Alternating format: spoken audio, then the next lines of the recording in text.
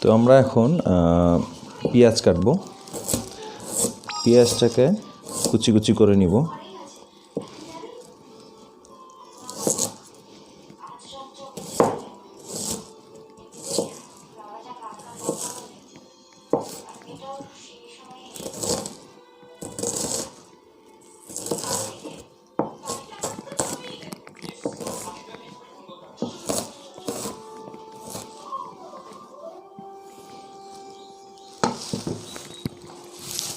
এইভাবে করে আমরা পুরো পেঁয়াজটা কেটে নিব। করে দাও, পজ করে দাও।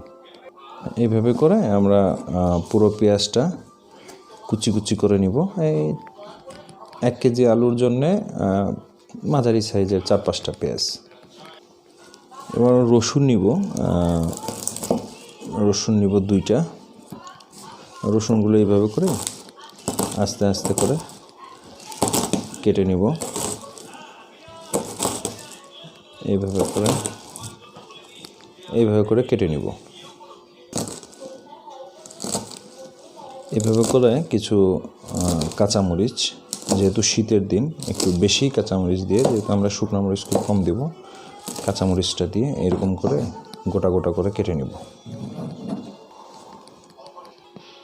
এবার টমেটো, ফ্রেশ টমেটো আমরা মোটামুটি এইভাবে করে, যেভাবে খুশি এইভাবে করে হইলেও হয়, কুচি কুচি করে নেব।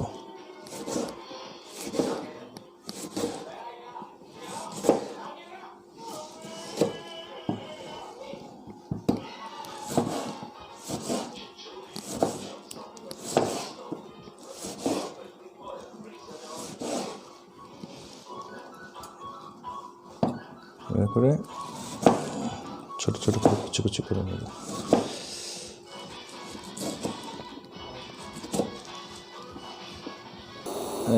এখন একটা প্যানে বা এরকম একটা হাঁড়িতে সামান্য তেল নিয়ে নিব। 2 চা চামচের মতো তেল নেওয়ার পরে তেলটা গরম হবে। গরম হওয়ার পরে আমরা আস্তে করে এখানে যে পেঁয়াজ মরিচ যে কেটে রাখা ছিল, পেঁয়াজ মরিচ রসুন, এগুলো আমরা দিয়ে দিব।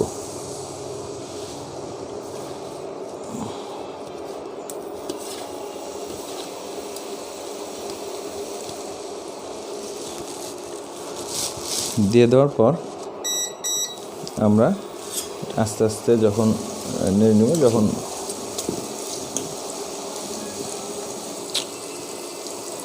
তো আমরা এখন এই ইসের মধ্যে আমরা দিব, প্রথমে দিব হচ্ছে হলো আপনার লবণ দিয়ে দিব। লবণ দিব 1 চামচের মতো। স্বাদ মতো দিতে পারলে সব থেকে ভালো। হ্যাঁ, স্বাদ মতো লবণটা দেওয়া। তারপরে আমরা ইউজ করব বাদশা ব্র্যান্ডের হলুদ গুঁড়া। এটা প্রাকৃতিকভাবেই তৈরি হয় এবং গুণে মানে খুবই ভালো। এটা হাফ চামচের মতো আমরা ব্যবহার করব। তারপরে আসছে বাদশা ব্র্যান্ডের আপনার শুকনো মরিচ গুঁড়া। এটা বগুড়ার কারেন্ট মরিচ, খুবই ভালো মানের এবং গুণে মানে সেরা এবং প্রাকৃতিক। আমরা এটা ইউজ করব, যেহেতু শীতের দিন বললামই আমরা ঝাল খাবো, তো খুব বেশি ইউজ করব না কারেন্ট মরিচ, যেহেতু আমরা এটা 1 চামচের মতো দিব।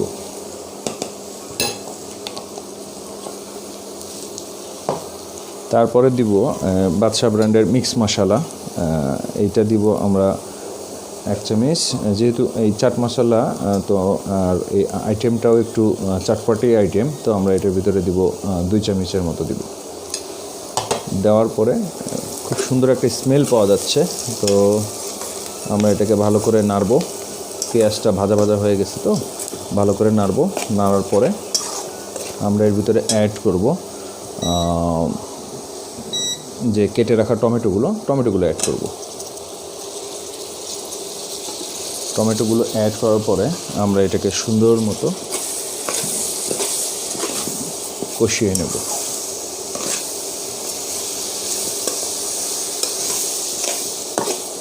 এবং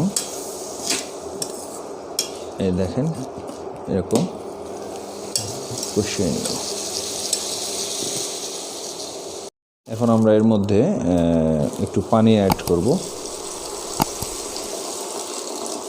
অ্যাড করে আমরা এটাকে একটু নাড়াচাড়া দিয়ে আমরা এটাকে পানি অ্যাড করার পরে আমরা এটাকে একটু টমেটোগুলো ভালোভাবে সিদ্ধ হওয়ার জন্যে, মিশে যাওয়ার জন্যে আমরা এটাকে সুন্দর মতো 5 মিনিটের মতো ঢেকে রাখবো। যখন 5-7 মিনিট পরে মশলাটা ভুনা হয়ে যাওয়ার পরে তেল যখন ভেসে উঠবে তখন টমেটোগুলো মোটামুটি গলে গেছে, মিশে গেছে প্রায়। এই অবস্থায় আমরা এটার মধ্যে আলু দিয়ে দিব। এই যে আলুগুলো আমরা আস্তে আস্তে এটার মধ্যে দিয়ে দিব।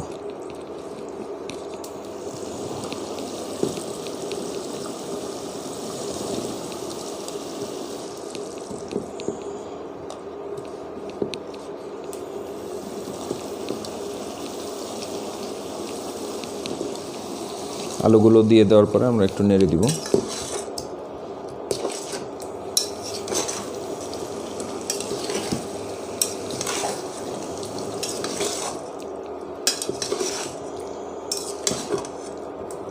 ভালো করে নাড়াচাড়া করে আমরা মশলাটা মিক্স করে দিব আর কি। মিক্স করে দিয়ে আমরা আবার 15 মিনিটের জন্য এটা ঢেকে দিব। 15 মিনিট পরে এরকম আলুগুলোর ঝোলটা শুকায় গেলে, যখন এই যেরকম ঝোল শুকায় যাবে তখন আমরা এরকম করব। তো এই পর্যায়ে আমরা এটার মধ্যে ধনিয়া পাতা, কুচি করা ধনিয়া পাতা দিয়ে দেব। ধনিয়া পাতা দিয়ে হালকা একটু নেড়ে দিব। নেড়ে দিয়ে চেষ্টা করতে হবে, আলু পানি টেনে নিবে, অল্প পানি দিয়ে কষায় নিয়ে সুন্দর মতো। খুব সুন্দর একটা স্মেল এবং কালার আসছে,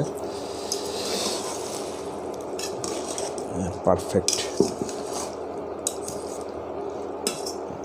এখন আমরা কিছুক্ষণের জন্য ঢেকে দিব। দিয়ে আমাদের এখানে যে তৈরি হয়ে গেল আমাদের আলুর দম। এখন আমরা আস্তে করে, কিন্তু করলে পরে ভেঙে যাবে, তো আস্তে করে আমরা এভাবে করে সার্ভিং ডিশে করব ভালো। তো আমরা একটু মশলা দিয়ে দিই।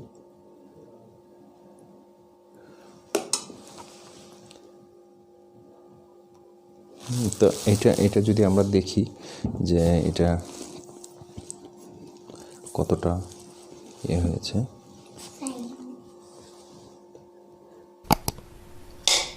একদম ভিতরে হয়ে গেছে সুন্দর,